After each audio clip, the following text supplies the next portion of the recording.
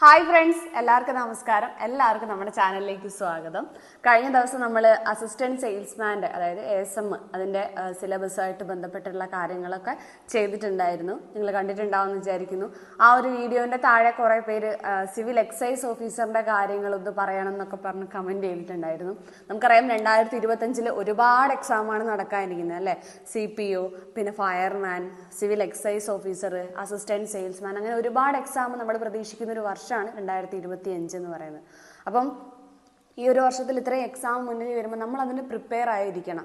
ആദ്യം തന്നെ ചെയ്യേണ്ട എന്താ, അപ്ലൈ ചെയ്തിരിക്കണം അല്ലേ. അപ്പോൾ ഓരോന്നിനും ലാസ്റ്റ് ഡേറ്റും കാര്യങ്ങളൊക്കെ വന്നിട്ടുണ്ട്. December 31 ഒരുപാട് നോട്ടിഫിക്കേഷൻ PSC പുറത്തു വിട്ടിട്ടുണ്ടായിരുന്നു. അത് കഴിഞ്ഞ് 2 ദിവസം മുന്നേ അല്ലേ കുറേ നോട്ടിഫിക്കേഷൻ വന്നു, സിലബസുകൾ വന്നു. അപ്പം സിലബസുകളൊക്കെ നോട്ടിഫിക്കേഷനൊപ്പം തന്നെ സിലബസുകൾ വന്ന സമയത്ത് നമുക്ക് കൃത്യമായിട്ട് നമ്മുടെ മുന്നിൽ ഇനി എന്തൊക്കെയാണ് പഠിക്കേണ്ടതെന്നുള്ള കാര്യങ്ങളുണ്ട്. ഇനി നമ്മൾ അതിനനുസരിച്ച് നീങ്ങുകയാണ് വേണ്ടത്. അപ്പോൾ ഇന്നത്തെ ക്ലാസ്സിൽ നമുക്ക് സിവിൽ എക്സൈസ് ഓഫീസറിൻ്റെ കാര്യങ്ങൾ, ഇന്നത്തെ വീഡിയോയിൽ സിവിൽ എക്സൈസ് ഓഫീസറിന്റെ കാര്യങ്ങളാണ് നമ്മൾ ഡിസ്കസ് ചെയ്യുന്നത്. നോക്കാം. സിവിൽ എക്സൈസ് ഓഫീസറിന്റെ അപ്ലൈ ചെയ്യാനുള്ള ലാസ്റ്റ് ഡേറ്റ് എന്ന് പറയുന്നത് January 29 ഓർത്ത് വെക്കുക. January 29 രാത്രി 12 മണി വരെ, അതുവരെ ഒന്നും നിൽക്കണ്ട, ഇപ്പോഴേ എന്ത് ചെയ്യുക, അപ്ലൈ ചെയ്തിടുക. അതിന്റെ കാറ്റഗറി നമ്പർ നോക്കുക, 743/2024 743/2024. നമുക്കറിയാവുന്ന കാര്യമാണ്. എക്സൈസ് ഓഫീസർ, പിന്നെ പോലീസ് ഓഫീസർ, അതായത് CPO, ഫയർമാൻ തുടങ്ങിയിട്ടുള്ള ഈ യൂണിഫോം പോസ്റ്റുകളൊക്കെ, ഫോഴ്സ് പോസ്റ്റുകളൊക്കെ എങ്ങനെയുള്ളതാണ്, ഈ ഒരു +2 ലെവൽ ക്വാളിഫിക്കേഷനുള്ള എക്സാമുകളാണ്. അപ്പോൾ അത് ഓർത്ത് വയ്ക്കുക. ഈ +2 ലെവൽ അല്ലെങ്കിൽ ഹയർ ക്വാളിഫിക്കേഷൻ നമ്മളുടെ ഡിഗ്രിയുള്ള ആളുകൾക്കും അപ്ലൈ ചെയ്യാവുന്ന കാര്യങ്ങൾ തന്നെയാണ്. ഓക്കെ. അപ്പോൾ 10th ലെവൽ SSLC മാത്രമുള്ള ആളുകൾക്ക് അപ്ലൈ ചെയ്യാൻ കഴിയില്ല. ഡിപ്പാർട്ട്മെന്റ് അറിയാം, Kerala excise and prohibition department ആണ്. Name of post civil excise officer. District wide തന്നെയാണ്, സ്റ്റേറ്റ് വൈഡ് അല്ല, ഡിസ്ട്രിക്ട് വൈഡ് ആണ്. ഇനി സ്കെയിൽ ഓഫ് പേ എന്ന് പറയുന്നത് 27 to 63. അപ്പോൾ ഇതൊരു ബേസിക് പേ ആണ് പറയുന്നത്, അല്ലെങ്കിൽ കൂടുതലാണ് അല്ലേ, നമുക്കറിയാം മാറ്റങ്ങൾ ഉണ്ടാവും.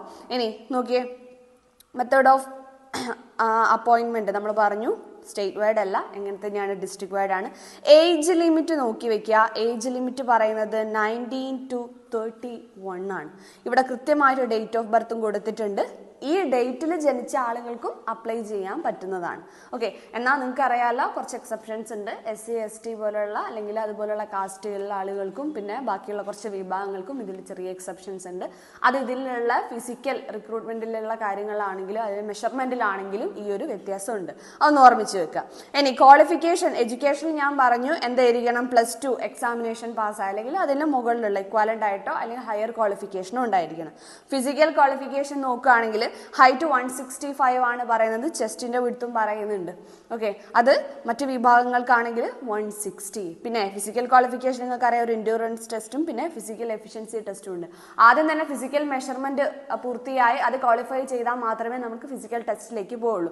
ഈ പറഞ്ഞ 8 ഐറ്റങ്ങളിൽ ഒരു മിനിമം 5 ഐറ്റം എങ്കിലും എന്തായിരിക്കണം, നമ്മൾ ക്വാളിഫൈ ചെയ്തിരിക്കണം. എന്നാൽ മാത്രമേ നമുക്ക് ഫിസിക്കൽ എക്സാം ക്വാളിഫൈ ചെയ്യാൻ പറ്റുള്ളൂ. പിന്നെ അതേപോലെ തന്നെ ഐ സൈറ്റിന്റെ കാര്യം, എത്ര സ്മെൽ എന്നൊക്കെ പറഞ്ഞുകൊണ്ട് ഡിസ്റ്റൻസ് ആയിട്ടും നിയർ സൈറ്റും ക്വാളിഫിക്കേഷൻ നമ്മുടെ നോട്ടിഫിക്കേഷനിൽ കൊടുത്തിട്ടുണ്ട്.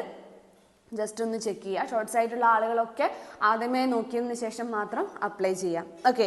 ഇനി സിലബസിലേക്ക് വരികയാണെങ്കിൽ ചരിത്രം, ഹിസ്റ്ററി 5 മാർക്ക്, ഭൂമിശാസ്ത്രം, എക്കണോമിക്സ് ഒക്കെ 5 മാർക്കാണ്. എന്നാൽ ഇവിടെ വ്യത്യാസമുള്ളത് ഇന്ത്യൻ ഭരണഘടന നമ്മുടെ ടോപ്പിക്ക് 8 മാർക്കിനാണ്. നമുക്കറിയാവുന്ന കാര്യമാണ്, പോലീസ് ആയാലും അല്ലെ എക്സൈസ് ഓഫീസർ ആയാലും ഒക്കെ 8 മാർക്കിനാണ് ഭരണഘടന. അപ്പോൾ അതിന് അതിൻ്റെതായിട്ടുള്ള ഇമ്പോർട്ടൻസിൽ പഠിക്കുക. ഇനി ഭരണം, സംവിധാനം എന്ന് പറയുന്ന വിഷയം സാധാരണ 5 മാർക്കൊക്കെയാണ് ഉണ്ടാവാറുള്ളത്, ഇതിന് 3 മാർക്കാണുള്ളത്. ബയോളജി 4 മാർക്ക്, ഫിസിക്സും കെമിസ്ട്രിയും, ഫിസിക്സും 3, പിന്നെ കെമിസ്ട്രി 3, അതായത് ടോട്ടൽ ഫിസിക്കൽ സയൻസിൽ നിന്ന് 6 മാർക്ക്. കല, കായികം, സാഹിത്യം, സംസ്കാരം ടോട്ടൽ 4 മാർക്കാണ്. സാധാരണ 5 മാർക്കാണ് ഉണ്ടാവാറുള്ളത്. നമുക്കറിയാവുന്ന കാര്യം എന്ന് വെച്ചാൽ ഇതിൽ ഓരോന്നിനും മാർക്ക് കുറയ്ക്കുന്നത് എന്തുകൊണ്ടാണ്, ഇപ്പുറത്തെ ഭാഗത്ത് സ്പെഷ്യൽ ടോപ്പിക്കായിട്ട് 20 മാർക്ക് ആഡ് ചെയ്യുന്നുണ്ട്. അതുകൊണ്ടാണ് ഇതിനൊക്കെ മാർക്ക് കുറഞ്ഞിരിക്കുന്നത്.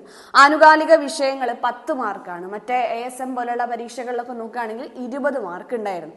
ഇവിടെ കറണ്ട് അഫയേഴ്സിൽ 10 മാർക്കാണ്. പിന്നെ നമുക്കറിയാം മാത്സ്, ഇംഗ്ലീഷ്, മലയാളം 10 മാർക്ക് വീതമുണ്ട്. അതുകൂടാതെ സ്പെഷ്യൽ ടോപ്പിക്ക് 20 മാർക്കിനുണ്ട്. ഇവിടെ നിങ്ങൾ ശ്രദ്ധിക്കേണ്ട കാര്യം എന്ന് പറഞ്ഞാൽ എക്സൈസ് ഓഫീസറിന്റെ പോസ്റ്റ് എന്ന് പറയുന്നത്, അല്ലെങ്കിൽ ഈ ഒരു എന്താ പറയുക, ഈ ഒരു ജോലിൻ്റെ ഇതിലേക്ക് ലിസ്റ്റ് എന്നൊക്കെ പറയുന്നത് പോലീസ് പോലെ ഒരുപാട് നിയമനം നടക്കുന്നതല്ല. എന്നാൽ നല്ല പോസ്റ്റുമാണ്, പോലീസിനേക്കാൾ അല്ലെ നല്ലൊരു പോസ്റ്റുമാണ്, വലിയ പ്രശ്നങ്ങളൊന്നും ഇല്ലാത്ത പോസ്റ്റൊക്കെയാണ്. എന്നാൽ ഇതിൽ ഒരു 50ന്റെ ഉള്ളിൽ റാങ്ക് കിട്ടിയാൽ മാത്രമേ നമ്മൾ സേഫ് ആണെന്ന് നമുക്ക് പറയാൻ പറ്റുള്ളൂ. ഓക്കെ, ഒരു 50ന്റെ ഉള്ളിൽ റാങ്ക് കിട്ടണം. അപ്പോൾ പഠിക്കുന്ന സമയത്തും നമ്മൾ ഈ സ്പെഷ്യൽ ടോപ്പിക്കൊക്കെ പോലീസിനൊക്കെ ആണെങ്കിൽ എല്ലാവരും പറയാം കുറച്ചൊക്കെ ഒന്ന് പഠിച്ചു കഴിഞ്ഞൊരു മാർക്ക് കിട്ടിക്കഴിഞ്ഞാലല്ലേ എങ്ങനെയെങ്കിലുമൊക്കെ ലിസ്റ്റിൽ വരാനുള്ള മാർക്കിലേക്ക് എത്തിയാൽ മതി. അത്യാവശ്യം ആളുകൾ എടുക്കുന്ന ഒരു പോസ്റ്റാണല്ലോ പോലീസ്. എന്നാൽ ഇത് അങ്ങനെയല്ല. അത്യാവശ്യം ഹയർ ലെവൽ കട്ട് ഓഫ് വരുന്നത് മാത്രമല്ല, അത്യാവശ്യം ആളുകൾ എടുക്കുന്നത് എങ്ങനെ തന്നെയാണ് ഒരു 50, 60 ആ ഒരു റേഞ്ചിലൊക്കെ തന്നെയാണ്. കഴിഞ്ഞ ലിസ്റ്റിൽ നിന്ന് എത്ര പേരെ എടുത്തു എന്നൊക്കെ ഉള്ള ജസ്റ്റ് ഒന്ന് നോക്കുക. ഓക്കെ, അപ്പോൾ അങ്ങക്ക് ഞാൻ പറഞ്ഞിരുന്നത് എന്തുകൊണ്ടാണെന്നുള്ളത് മനസ്സിലാവും. ഒരു 50-നുള്ളിലൊക്കെ റാങ്ക് കിട്ടിയിട്ടുണ്ടെങ്കിൽ ഓക്കെ, ശരിക്കും പറഞ്ഞാൽ 20-നുള്ളിലൊക്കെ കിട്ടുകയാണെങ്കിൽ ഓക്കെയാണ്, കറക്റ്റായിട്ട് നമുക്ക് കയറി പോകാൻ പറ്റുന്നതാണ്. അടുത്തത് ചരിത്രം. നമുക്കറിയാം ഹിസ്റ്ററിയിൽ സെയിം ടോപ്പിക്സ് തന്നെയാണ്, വലിയ മാറ്റമില്ല. ജോഗ്രഫി അതേപോലെ തന്നെ 5 മാർക്ക് തന്നെയാണ്. ചരിത്രത്തിനും ജോഗ്രഫിക്കും 5 മാർക്ക് തന്നെയാണ്. ധനതത്വശാസ്ത്രം അതായത് എക്കണോമിക്സിന് 5 മാർക്കാണ് കൊടുത്തിട്ടുള്ളത്. എന്നാൽ ഭരണഘടന 8 മാർക്കിനാണ്. ഇവിടെ ഭേദഗതികൾ ഇതൊക്കെ പറയുന്നുള്ളെങ്കിലും നിങ്ങൾ 101 മുതൽ 106 വരെയുള്ള ഭേദഗതികൾ കൃത്യമായിട്ട് നോക്കി വെക്കണം. ഓക്കെ, ഇവിടെ 42, 44, പിന്നെ 52, 73, 74, 86, 91 ഇതേ ഭേദഗതികൾ പറയുന്നുള്ളൂ. പക്ഷെ അവിടെ നിങ്ങൾ എന്തും കൂടെ നോക്കി വെക്കണം, പുതിയ ഭേദഗതികളും കൂടെ നോക്കി വെക്കണം. പിന്നെ ഭരണ സംവിധാനം 3 മാർക്കാണുള്ളത്. ബയോളജി 4 മാർക്ക്, ഫിസിക്സിനും കെമിസ്ട്രിക്കും 3 മാർക്ക് വീതം അല്ലെ. നമ്മൾ പറഞ്ഞു ഫിസിക്സിന് 3 മാർക്ക്, അതേപോലെ തന്നെ കെമിസ്ട്രിക്കും 3 മാർക്ക്. കല, സാംസ്കാരികം, കായികം തുടങ്ങിയിട്ടുള്ള കാര്യങ്ങളിലൊക്കെ കൂടെ 4 മാർക്കാണ് കൊടുത്തിട്ടുള്ളത്. അത്യാവശ്യം LDക്ക് പഠിച്ച ആളുകളാണെങ്കിൽ ആ കാര്യങ്ങൾ തന്നെ മതിയാവും ഇവിടെ. ക്ലിയർ അല്ലേ? അപ്പം കായികമൊക്കെ സെയിം ടോപ്പിക്സ് തന്നെയാണ്, വലിയ മാറ്റങ്ങളൊന്നുമില്ല. എടുത്തു നോക്കുക, നമ്മൾ LDന്റെ സിലബസും ഇതും കൂടെ എടുത്തു നോക്കിയാൽ വലിയ മാറ്റങ്ങളൊന്നും വരുന്നില്ല.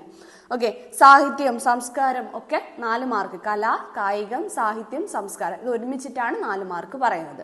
ഓക്കെ, അടുത്തത് ആനുകാലിക വിഷയങ്ങൾ. കറണ്ട് അഫയേഴ്സ് 10 മാർക്കാണ്. മറ്റ് എക്സാമുകളിലൊക്കെ 10th ലെവലൊക്കെ ആണെങ്കിൽ 20 മാർക്കാണ് നമ്മൾ പറയുന്നത്. ഇനി ലഘുഗണിതവും മാനസിക ശേഷി അതായത് മാത്സ് ആൻഡ് മെന്റൽ എബിലിറ്റി രണ്ടും കൂടെ മാത്സിന് 5 മാർക്കും മെന്റൽ എബിലിറ്റി ആണെങ്കിൽ 5 മാർക്ക്. ടോട്ടൽ മാത്സിന് 10 മാർക്കാണ് ഉള്ളത്. ഇംഗ്ലീഷ് നമുക്കറിയാം ഗ്രാമർ വൊക്കാബുലറി എന്നിട്ടാണ് എന്ത് ചെയ്യുന്നത്, അത് ഡിവൈഡ് ചെയ്യുന്നത്. എന്നിട്ട് ഗ്രാമറിന് 5 മാർക്കും വൊക്കാബുലറി 5 മാർക്കും, ടോട്ടൽ 10 മാർക്കാണ് ഇംഗ്ലീഷിനും ഉള്ളത്. ഓക്കെ, ഇനി മലയാളം 10 മാർക്ക് തന്നെ, സെയിം ടോപ്പിക്സ് തന്നെ, വലിയ മാറ്റങ്ങളൊന്നുമില്ല. ഇനി നോക്കാനുള്ള നമുക്ക് സ്പെഷ്യൽ ടോപ്പിക്സ് ആണ്. ഈ സ്പെഷ്യൽ ടോപ്പിക്സ് കുറച്ച് മൊഡ്യൂളുകളായിട്ടാണ് ഇവർ ഉൾപ്പെടുത്തിയിട്ടുള്ളത്. അതിൽ മൊഡ്യൂൾ 1 പറയുന്നത് അബ്കാരി ആക്ട് ആണ്. 1977 അബ്കാരി ആക്ട് ഒന്ന് നോക്കി വെക്കുക. അതിന് തന്നെ ഒരു 4 മാർക്ക് മൊഡ്യൂൾ 1 തന്നെ പറയുന്നുണ്ട്. അപ്പോൾ ഇത് കൃത്യമായിട്ട് പഠിക്കുക. ഇത് പഠിക്കുന്ന സമയത്ത് ഒരു ഒഴിവ് കഴിയോ ഒരു ഇട പോലും വരുത്താതെ പഠിക്കുക.